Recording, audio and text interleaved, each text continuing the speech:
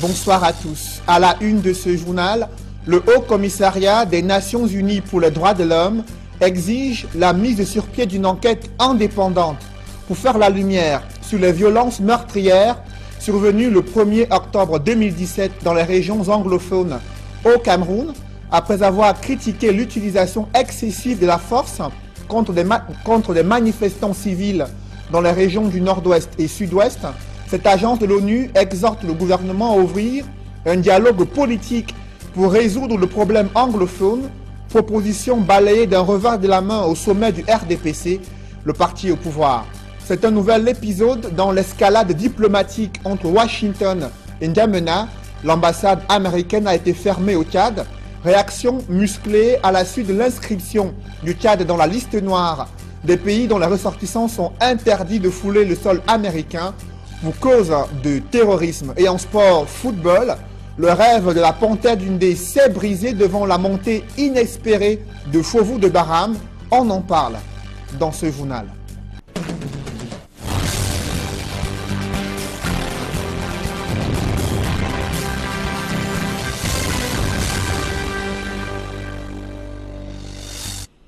Merci de suivre cette édition complète de l'information sur Equinox Télévision. Après l'éboulement de terrain qui a tué une femme enceinte de 8 mois et son garçon de 2 ans à Yaoundé, des questions submergent l'esprit des Camerounais choqués. L'on note, est-ce qu'il était possible d'éviter un tel drame dans une zone à risque? Pourquoi les autorités ont-elles laissé les populations s'installer sur le domaine privé de l'État et vivre dans le danger permanent? C'est une enquête signée Élisée Bogba et Marcelin Gansop. C'est à quelques encablures de l'école publique de Touguébé 2, dans le 6e arrondissement de Yaoundé, que le drame s'est produit mardi soir. Ça, c'est la terre qui était au-dessus de la femme et l'enfant. Bon, ici, là, c'est le lit, comme vous voyez là. Bon, c'était mardi soir, aux environs de 21h30. Nous, on est restés, on a suivi le très grand bruit. C'était un avion qui est tombé. Après, on entend comment le voisin crie « Pardon, venez nous sauver, moi et mon enfant et ma femme ». On est donc venu trouver que la femme était en bas du lit, la terre était au-dessus d'elle et le mur. Donc c'est là où on a soulevé, sorti d'abord l'enfant chauffait un peu et après on a encore fait l'effort de sortir la mère. Ils sont morts qu'en bas de la terre. Carole Makoudjou, dont nous retrouvons l'une des photos sous les décombres, décède sur le champ, entraînant avec elle le fœtus qu'elle portait, ainsi que son petit garçon. Seul le mari a échappé à cette mort brutale et se trouvait à notre passage à Bansoa, dans la région de l'Ouest, pour des besoins d'inhumation. La maison désormais inhabitée n'est plus que l'ombre d'elle-même. Pendant ce temps, les supputations vont bon train sur ce qui a pu causer cet éboulement mortel. Les langues des voisins se délient. Le mur était là-bas en escalier. Il y a quelqu'un qui est venu demander la terre pour aller travailler ailleurs. C'est là où le monsieur a donc envoyé les gens de venir creuser. Bon, il travaillait encore. C'est la pluie qui est donc venue. Comme la pluie est tombée là, c'est ça qui a donc cassé. Ça a aggravé la situation. Parce que depuis 8 ans que nous on est là, on n'a jamais eu ça. Ce sont les gars qui sont venus creuser ça et s'enfoncer encore 2 mètres en bas. Qui a fait, il y a eu ce genre d'événement là, d'écoulement là. La zone sinistrée est à proximité des marécages et ne devrait en principe pas faire l'objet d'une occupation par les populations. Comme vous pouvez le constater, c'est une zone à risque, c'est une zone non constructible. Les gens s'installent de manière anarchique et construisent de manière anarchique également, sans respect des règles d'urbanisme. Donc la mairie a sa part de responsabilité dans cet accident, pour la simple raison que pendant longtemps, la mairie a brillé par l'absence de contrôle des constructions qui sont sur les zones à risque. Pour éviter d'autres accidents malheureux et d'éventuelles catastrophes naturelles, la mairie annonce des mesures fortes dans un bref avenir. L'exécutif communal qui est en place depuis 1 mois, le maire Yuki Onana, en a fait son cheval de bataille puisqu'il m'a instruit de créer une brigade.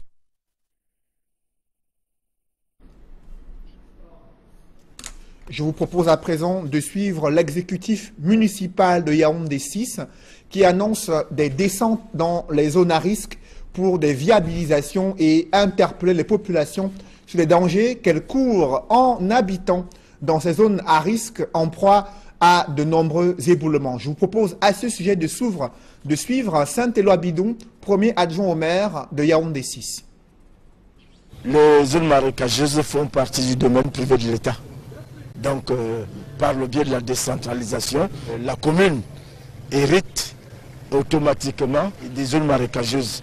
Donc, la loi interdit des constructions sur les zones marécageuses. Bon, vous voyez, s'il n'y a pas de contrôle, hein, les gens s'installent, ils s'installent comme ça, il n'y a rien pour les inquiéter. Mais la nouvelle équipe, nous avons déjà pris le problème à bras le corps. Parce que les zones marécageuses constituent également les réserves foncières de l'État. Donc la commune de Yaoundé 6, n'ayant pas de zone rurale, nous devons viabiliser ces marécages. Nous devons les viabiliser. On peut créer des espaces verts comme on peut viabiliser pour la construction des édifices communaux où en tout cas on fera quelque chose avec. Cet accident vient juste précéder la mission qui devait se déployer aujourd'hui. Mais comme le préfet n'est pas disponible, nous avons renvoyé cette mission. Le Haut Commissariat des Nations Unies pour les droits de l'homme s'est exprimé sur les violences survenues dans les régions du Nord-Ouest et Sud-Ouest le 1er octobre 2017. Il affirme que les multiples décès enregistrés sont le résultat de l'utilisation excessive de la force par des hommes en tenue. Le Haut Commissariat des Nations Unies pour les droits de l'homme appelle le gouvernement camerounais à mettre sur pied une enquête indépendante pour faire la lumière sur ces violences meurtrières survenues le 1er octobre dernier. Cette agence de l'ONU exhorte les pouvoirs publics à respecter le droit des populations à s'exprimer librement et manifester de façon pacifique. Elle apprécie néanmoins l'appel du chef de l'État, Paul Biya, à un dialogue pour trouver des solutions durables à cette crise. Et cette agence de l'ONU, au Commissariat des Nations Unies pour les droits de l'homme, se prononce en faveur de l'ouverture d'un dialogue politique sans tabou entre le gouvernement camerounais et les communautés anglophones. Pendant ce temps, le SDF compte lui aussi mener son enquête pour établir la responsabilité du pouvoir de Yaoundé dans les exactions perpétrées sur les populations lors des manifestations survenues le 1er octobre 2017 dans les régions anglophones. Des précisions avec Sylvestre Hippolyte Zangaou. Après les violences dans le nord-ouest et le sud-ouest le 1er octobre dernier, le débat sur le nombre de manifestants tués est loin d'être clos. Et même s'il ne s'inscrit pas dans ce registre sur les attitudes des chiffres, le Social Democratic Front, à travers son chairman, Ni John Frundi, pense que c'est au premier des Camerounais de rendre des comptes, comme l'explique ici Jean-Robert Wafo, le ministre de la Communication du Shadow Cabinet. Il cesse de dire qu'il fallait, depuis le début de la crise, qu'il fallait que dans l'urgence, qu'il organise, n'est-ce pas, un dialogue politique national et inclusif sur la forme de l'État ainsi que sur les mécanismes de dévolution du pouvoir politique. Il n'a pas fait. Et un an après, voilà là où on en est. On veut comprendre très bien que le chairman de Fournier, au niveau de sa responsabilité, qui engage une partie, a eu raison de dire que le président de la République est totalement responsable de cette déflagration. Le SDF veut mener ses propres enquêtes afin d'avoir un dossier fin prêt. Le chairman de Fournier a lancé cet appel hier, le jeudi 5 octobre, pour que tous ceux qui sont envoyés sur la couche, afin que le nombre exact de victimes soit déterminé. Au sein de l'opinion, cette initiative du SDF, pour certains, apparaît comme de la récupération. Quand on ne réagit pas, on dit le SDF ne réagit pas. Quand le SDF réagit, maintenant on fait de la récupération politique. Et nous sommes un parti politique légalisé, qui a ses principes, qui a ses valeurs.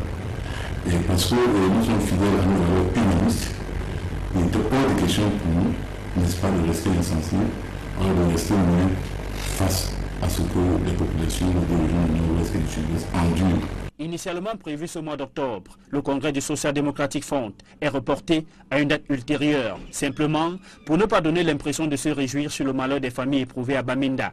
affirme Jean-Robert Wafo. Reste donc plus qu'à attendre les résultats des investigations du Social Democratic Front sur ce qui s'est réellement passé le 1er octobre dernier dans les régions du Nord-Ouest et du Sud-Ouest. Le secrétaire national à la communication du RDPC a balayé d'un revers de la main ses revendications anglophones portant sur le système de gouvernance publique au Cameroun.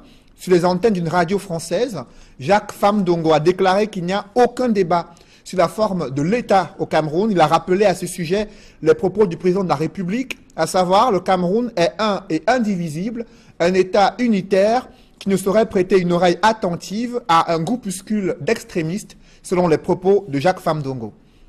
Dans le reste de l'actualité, les échos d'une journée des enseignants résonnent encore.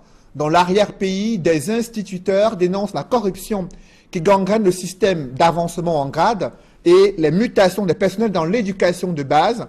Ces critiques ont été formulées dans la MIFI, le Noun et les Bamboutos. Reportage d'Alastiana et Jean-Paul Chouniat.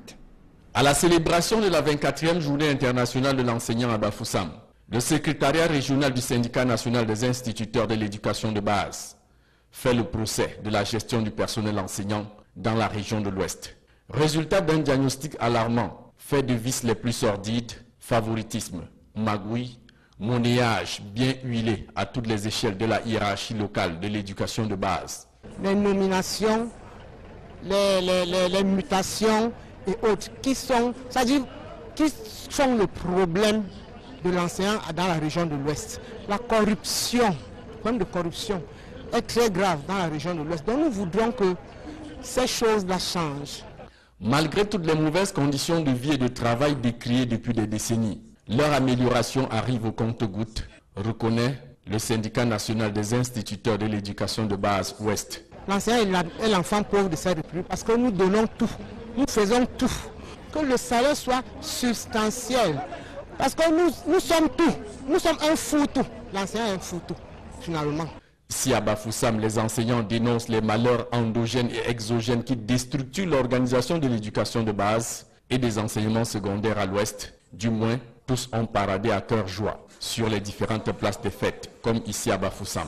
Mais à Koutaba dans le Noun, les fantômes des événements du dimanche 1er octobre dans les régions anglophones ont plané sur la célébration de la journée de l'enseignant. For those of us in Cameroon, we are celebrating with tears. What has come out of our eyes? You look at the way I'm dressed. Teachers are dressed. They are not happy with the situation in the country. We are celebrating today because we have to celebrate. They wouldn't have come out because of what happened on the 1st of October 2017. We are not happy. Cameroon is one. I want to be one. Directeur de l'école publique bilingue de Ngundep, il s'indigne du sort des élèves qui n'ont pas pu rallier la zone francophone pour poursuivre leurs études. The earlier this situation is solved, the better for this country. À Bafoussam comme à Koutaba, les frustrations nées du manque de considération de la société n'entament en rien la détermination des vrais enseignants à toujours assumer leur sacerdoce dans la formation de l'élite politico-administrative et autres décideurs dans la vie de la nation. The teachers were not recognized in the society, but we are happy because we are bringing up future leaders of this country.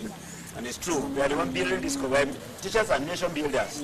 Au-delà de toutes les revendications de chaque 5 octobre et les promesses plus ou moins tenues du gouvernement à chaque occasion, les moments forts de la célébration des enseignants grands bâtisseurs de la nation restent le défilé faste dans le pays, comme ici, à la place des fêtes de Bouddha, dans les Bamboutos. Vous l'avez suivi, c'est le même calvaire que vivent des enseignants à Ndjombe Pendia et Mbanga. Ils ont tenu à le décrier lors de la journée mondiale des enseignants. Reportage Jacques Molon et Étienne Pascal Azégué. Les seigneurs de la craie de Ndjombe Pendia et de Mbanga, dans le département du Mungo, ont marqué à leur manière la journée qui leur est consacrée chaque mois d'octobre de l'année. Ils ont défilé pour certains, brandissant des pancartes sur lesquelles on pouvait lire un certain nombre de messages portant sur leurs revendications. D'autres ont vu leur mérite récompensés par des médailles. Un métier noble certes, mais les principaux concernés parlent du mépris qu'ils reçoivent au quotidien de la part des pouvoirs publics. Pour ma part, c'est un métier qui est très noble. Mais à côté, il y a le mépris généralisé. On avait pu en 1993, on a pris l'argent de fonctionnaires et des enseignants pour diviser en 3 parties, qu'on a donné une partie. Jusqu'à présent, est-ce qu'on a remis? Un mépris qui se traduit à travers la référence faite sur le billet de 500 francs, où l'on voit bel et bien qu'il s'agit de l'enseignant. On voit que les enseignants, c'est les plus pauvres. On donne le dernier billet, c'est 500 francs. Tout le monde ne passe pas l'enseignement. Malheureusement, c'est le mal vu. Alors que l'enseignant avait la santé, c'est le ministère qui devait être en priorité dans le pays. Même si l'enseignant est matérialisé sur le biais de 500 francs et qu'il sait utiliser ces 500 francs mieux que celui qui a 10 000 ou plus, je crois que c'est le plus important. En attendant de voir si toutes les revendications formulées cette année recevront un écho favorable auprès des gouvernants, les enseignants de Njombe Pendja et de Mbanga dans le département du Mungo se sont donné rendez-vous dans un an pour la même cause. Il y a un léger frémissement dans les investissements directs privés au Cameroun. En 3 ans, 150 conventions ont été signées pour l'exécution des projets d'investissement au Cameroun. Ce sont les chiffres de la directrice générale de l'Agence de promotion des investissements, Marthe Angéline Mindia, effectue une projection de près de 3 500 milliards de francs CFA de capitaux à injecter dans ces différents projets d'investissement et environ 5 000 emplois attendus durant la phase d'installation et d'exploitation de ces entreprises au Cameroun. Elle était en visite de travail à Douala. Je vous propose d'écouter la directrice générale de l'Agence de promotion des investissements. Donc je crois que c'est autour entre 146 et 150. Et 150 si on intègre les dernières conventions que nous avons signées la semaine dernière. Donc, ces conventions que nous avons signées depuis 2014 vont générer, parce que c'est un programme sur 15 ans, vont générer à peu près 5 000 emplois. C'est pour ça que nous parlons d'emplois projetés, parce que c'est un processus. Maintenant, nous avons, au niveau des investissements, nous sommes à peu près à 3 500 milliards d'investissements projetés. La loi donne 5 ans à une entreprise pour s'installer. Nous pensons même que pour certains secteurs, les 5 ans sont juste, par exemple, si on prend le secteur agricole, il faut planter, il faut d'abord défricher, préparer les terres, planter le palmier à huile qui prend peut-être 4-5 ans. Et pour promouvoir davantage les opportunités d'investissement au Cameroun, un forum économique est prévu du 9 au 10 novembre 2017 à Douala. C'est le Cameroun Invest Forum. À l'occasion de cette 2e édition, un marché des investissements doit être créé pour la mise en relation entre les porteurs de projets à la recherche des financements et des partenaires techniques et financiers. C'est une initiative de l'agence gouvernementale en charge de la promotion des investissements. Je vous propose d'écouter la directrice générale de l'API. Ce forum donnera l'occasion aux participants, avec les nombreuses spécificités qui vont le ponctuer, de confirmer le positionnement central du Cameroun dans la communauté économique et monétaire de l'Afrique centrale, CEMAC.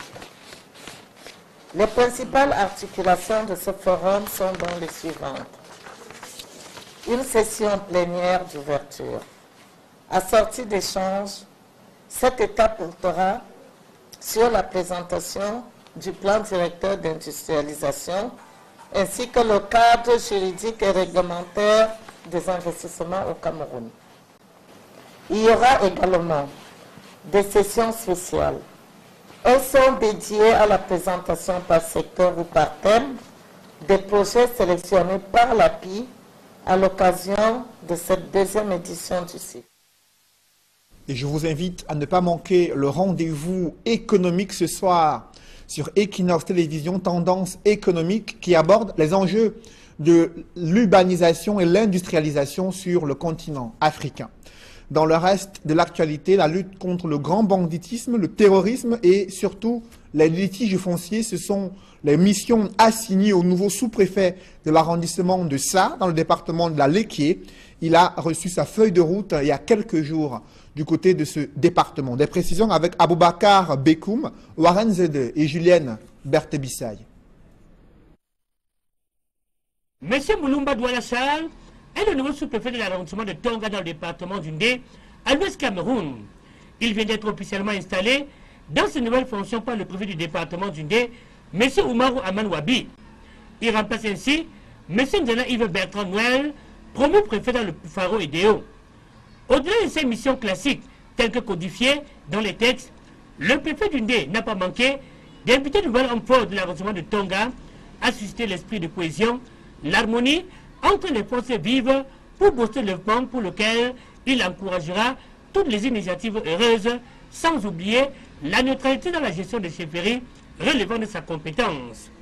En ce qui concerne la décentralisation, le numéro du département du Ndé l'exhortera à porter à l'attention de la hiérarchie tous les éléments parvenus à son niveau, de même qu'il encouragera toutes les initiatives louables.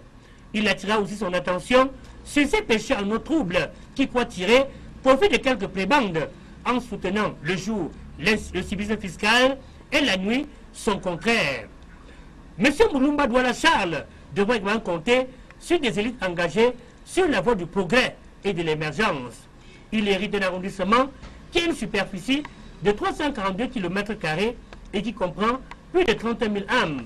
Une population vivant pour la plupart de l'agriculture et du petit commerce.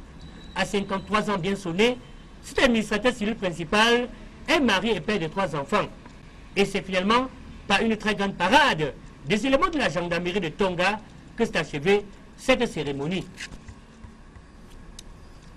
Vous l'avez suivi, c'est plutôt l'installation du sous-préfet à Tonga, dans le département du Ndé. Un nouvel épisode dans l'escalade diplomatique entre Washington et N'Djamena. L'ambassade américaine a été fermée au Tchad. Réaction musclée à la suite de l'inscription du Tchad dans la liste noire des pays dont les ressortissants sont interdits d'accès sur le sol américain pour cause de terrorisme. On en parle dans ce reportage signé Eric Martial Ndjomo. Plus d'ambassades des États-Unis d'Amérique à N'Djamena, la capitale tchadienne. Idriss Déby Itno a pris la décision de la fermeture de cette représentation diplomatique après que Donald Trump ait classé son pays et ses ressortissants dans la caste des terroristes ne pouvant plus obtenir le visa américain. Le président américain agissait ainsi, selon de nombreux médias, en représailles au boycott par Idriss Déby Itno de la 72e Assemblée générale des Nations unies. Un boycott en signe de contestation par le président tchadien du rôle joué par certaines grandes puissances dans la pérennisation des conflits et des guerres sur le continent africain. Plusieurs chefs d'État ont condamné avec fermeté cette décision de Donald Trump. Parmi eux, Ibrahim Boubacar Keïta, président en exercice du G5 Sahel. Comme beaucoup d'autres, il trouve cette décision incompréhensible appliquée sur un pays comme le Tchad, qui est un acteur majeur dans la lutte contre le terrorisme. Le Tchad rejoint cette liste noire dressée par l'administration Trump, dans laquelle on retrouve la Corée du Nord, l'Irak ou encore l'Iran, entre autres. En sport football, Fauvu de Bahram joue la saison prochaine en Ligue 1 de football. Ce club a devancé la Panthère du Ndé lors de la dernière journée du championnat de 2e division. On fait le point avec Donald Anouzwa. En 4e et dernière journée du championnat national de Ligue 2 de football, disputé le 5 octobre, est venu compléter le trio des clubs admis en division d'honneur et fixer l'opinion sur les 3 autres clubs condamnés à la relégation. Pour ces ultimes rencontres, les projecteurs étaient tournés sur le match en retard PWD de Bamenda contre Fauvu de Bahram. Le match initialement programmé à Bamenda en fin de week-end dernier n'a pas pu se jouer à cause des mesures administratives prises en prélude au 1er octobre 2017, date prévue pour les manifestations amenées par les partisans de la sécession. Et c'est finalement le 5 octobre que les 2 équipes se sont retrouvées au stade de Bamenda où les visiteurs venus de l'Ouest vont l'emporter sur le score de 2-0. Grâce à cette victoire, Fovu de Baham, du haut de ses 58 points, rejoint FC Yaoundé 2 et AS Fortuna dans le cercle très fermé des 3 clubs admis en Ligue 1 pour le compte de la saison sportive 2017-2018. Espoir perdu pour la Panthère sportive d'Undé qui comptait sur un faux pas de Fovu à Bamenda, favorable au retour du Fauve d'Undé en Ligue 1. Au bas du tableau s'y trouve Panthère Security de Garoua 36 points, Botafogo de Douala 34 points et Douala Athletic Club 30 points. Un trio désormais appelé à faire valoir ses droits en division régionale. Comment le rêve de la Panthère d'Undé s'est-il brisé devant la remontée inespérée de Fovu de Baham, évocation avec Dallas Kana et Jean-Paul Chouniat? Au bout d'une 34e et dernière journée à suspense, Fovu de Baham retrouve la Ligue 1 après 2 saisons dans l'enfer de la 2e division. Et c'est à 1 micron que l'équipe de la Grotte Sacrée devance la Panthère sportive d'Undé au classement général en battant 2-0 PWD de Bamenda à l'Arena Stadium de Bouddha. Arrivant en sapeur-pompier à 7 journées de la fin du championnat de Ligue 2, le coach Choupo et ses poulains ont su tenir la dragée haute pour arracher le 3e ticket d'accession à 58 points devant Zumento d'Undé 57 points. Venir en ce moment et réussir, ce n'est pas seulement votre force dans ce moment, c'était un gros risque. Venir à moins de 7 journées de championnat, comme me disait un collègue, c'était une mission kamikaze. C'était pas évident dès le départ. Mais j'y ai cru, j'ai remercié au Seigneur et je pense qu'aujourd'hui, les mots me dépassent pour pouvoir savourer ce jour. La présence de Célestine Ketia Cortés, membre du Fauve d'Undé, n'a nullement laissé indifférents les supporters de Fovu. Je pensais qu'il doit à Bouddha. C'est terrible. C'est terrible. Avec tout l'argent, on devait faire pour que devait monter depuis. C'est pas des journées qu'on va venir manager un match comme ça à la dernière minute. Les dames ne sont pas là, je vous en prie. C'est les hommes. Très courroucé de son côté à la fin de la rencontre, la mère des bébés Zui déplore les mobiles cachés du report d'un match qui aurait pu se dérouler simultanément que celui de la Panthère d'Undé face à la Dynamo de Douala. On aurait pu jouer samedi ensemble, Yossa a joué à Bamenda, il n'y a pas eu de problème. Vous avez joué ici et vous avez vu, c'est flagrant. C'est flagrant. C'est flagrant. C'est les meilleurs qui gagnent. C'est pas ce genre de chantage. Madame Coutès. Avec 15 victoires, 13 nuls, 6 défaites, 42 buts marqués et 27 concédés pour 58 points, Fovu de Baham est donc de retour dans le concert de la Ligue 1. 3e derrière AS Fortuna et FC Yaoundé 2, 60 points chacun. Supplanté à un cheveu, Panthère d'Undé, malgré un fulgurant sprint dans la course pour la montée en Ligue 1, devra encore mieux se préparer pour se faire une place au milieu des 3 relégués de taille, Canon de Yaoundé, Racine de Bafoussam et Lion blessé de Foutouni. Pour le moins d'effets marquants en Ligue 2, Douala Athletic 2000, Botafogo de Douala et Panthère Security de Garoua évolueront en division régionale la prochaine saison sportive. L'analyse de ces performances des clubs de football en 2e division et des autres disciplines sportives sont le menu de Horizon Sport à suivre autour de 21 h sur Equinox Télévision Horizon Sport, émission présentée par Hervé Kemieux. Mais avant, Tendance économique intervient juste après ce journal, à l'occasion de la réunion intergouvernementale des experts d'Afrique centrale. Les Nations Unies ont élaboré des solutions pour l'industrialisation et l'urbanisation des villes en Afrique subsaharienne. Vous suivrez l'échange avec une experte des Nations Unies qui s'exprimera dans le cadre de Tendance économique. Mesdames, Messieurs, c'est la fin de ce journal. Merci d'avoir suivi. Bonne soirée sur Equinox Télévision.